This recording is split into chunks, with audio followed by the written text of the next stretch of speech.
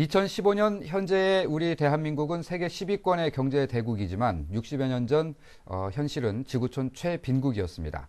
오늘의 대한민국은 이 땅의 자유 수호를 위해 참혹한 전쟁터에 뛰어들었던 국내외 수많은 참전 영웅들의 희생을 기반으로 하고 있는데요. 최근 해외 참전 용사들의 희생과 헌신에 보훈하기 위한 희망드림 코리아 프로젝트가 진행되고 있습니다. 자세한 내용 이혁근 기자와 함께 알아보도록 하겠습니다. 이혁근 기자, 안녕하십니까? 네, 안녕하세요. 먼저 이 해외 참전 용사 희망드림 코리아 프로젝트, 어떤 프로젝트인지 간략하게 소개를 좀 해주시죠. 네, 올해는 한반도가 분단된 지 70년이 되는 해입니다. 분단 70년을 맞아 국가보훈처와 국방일보, 월드투게더는 희망드림 코리아라는 프로그램을 함께 하고 있는데요. 희망드림 코리아는 6.25 참전 영웅들의 명예와 자긍심을 높이고 그들의 고귀한 희생정신을 우리 국민에게 알리는 프로그램입니다. 그렇군요. 국가보훈처와 국방일보, 월드투게더가 함께 한다고 했는데 각 기관별 성격이 좀 다르지 않습니까? 그렇다면 각각의 어떤 역할들이 좀 있을 것 같아요. 네, 맞습니다. 국가보훈처는 관련 기관이나 기업을 연결하는 역할을 맡고 국방일보는 기획기사로 다뤄서 희망드림 코리아를 대내외적으로 널리 알리게 됩니다. 국제개발협력 NGO 월드투게더는 에티오피아에서 실제로 지원 사업을 수행하며 참전 용사들에게 도움을 주고 있습니다. 앞서 잠깐 얘기가 나왔습니다마는 6.25 전쟁 당시에 우리나라를 도왔던 나라들 참 많이 있었지 않습니까? 네, 맞습니다. 미국을 포함해서 16개국이 전투 부대를 파병했고 이탈리아를 포함해 5개국이 의료 지원을 해줬습니다. 또 39개국은 물자를 지원해줬죠. 1950년 당시 전 세계에 93개의 독립국가가 있었습니다. 이 중 60개국이 이름조차 잘 알려지지 않은 나라를 돕기 위해 나선 것이죠. 해외에서 전체 15만여 명이 참전했다가 그중 4만여 명은 전사하거나 실종돼 다시 고국 땅을 밟지 못했습니다. 네, 우리가 누리고 있는 이 평화와 안정 뒤에는 그만큼 수많은 이 희생 장병들, 우리 해외 참전 용사들이 있었다는 사실을 잊지 말아야 될 것 같은데 이렇게 많은 참전국들 중에서도 에티오피아를 중심으로 이 희망드림 코리아 프로젝트가 진행이 되고 있지 않습니까? 특별한 이유가 있습니까? 네, 에티오피아의 수도 아디스아바바 북동쪽에 예카라는 코리안 타운이 있습니다. 이곳은 코리안 타운이라고 해서 한국인이 사는 곳이 아니라 6.25 전쟁에 파병됐다 돌아온 참전 용사들의 정착촌입니다. 예카는 세상에서 가장 가난한 지역의 대명사로 통합니다. 처음 이 마을은 하일레 셀라시의 황제가 참전 용사들에게 하사한 곳이었지만 1974년 쿠데타로 공산 정권이 들어서면서 온갖 핍박과 차별을 받는 곳으로 바뀌었기 때문입니다. 현재 예카에는 녹슨 함석 지붕 아래 참전 용사와 그 후손들 6천여 명이 살고 있습니다. 전쟁 영웅과 그 후손들이 에티오피아에서도 가장 낙후된 지역에서 생계를 이어가고 있는 것입니다.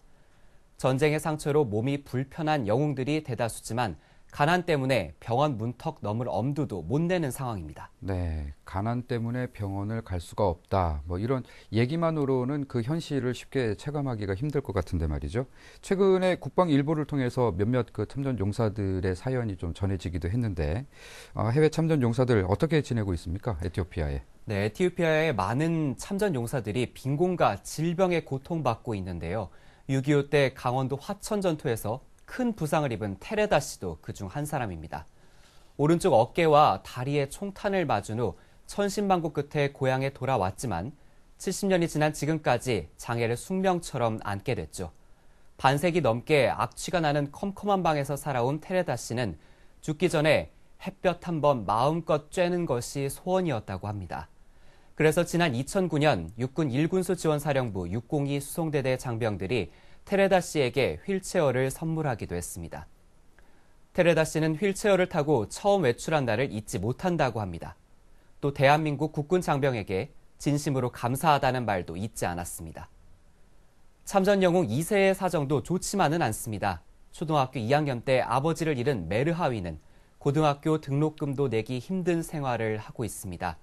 메르하위의 아버지는 6.25 때 전투 중 다리 관통상을 당했지만 제대로 치료를 못해 숨졌습니다.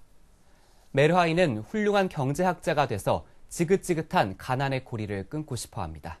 하지만 어머니마저 날이 갈수록 쇠약해지고 엎친 데 덮친 격으로 최근 정부의 재개발 정책으로 빈민가에서 쫓겨날 위기에 처했습니다. 우리 한국 전쟁 때문에 최빈곤층으로 전락한 에티오피아 참전 용사들을 돕고 그 후손들을 돕는 것은 마땅히 대한민국이 책임을 져야 되는 우리 국가의 도리라고 생각을 하는 것입니다.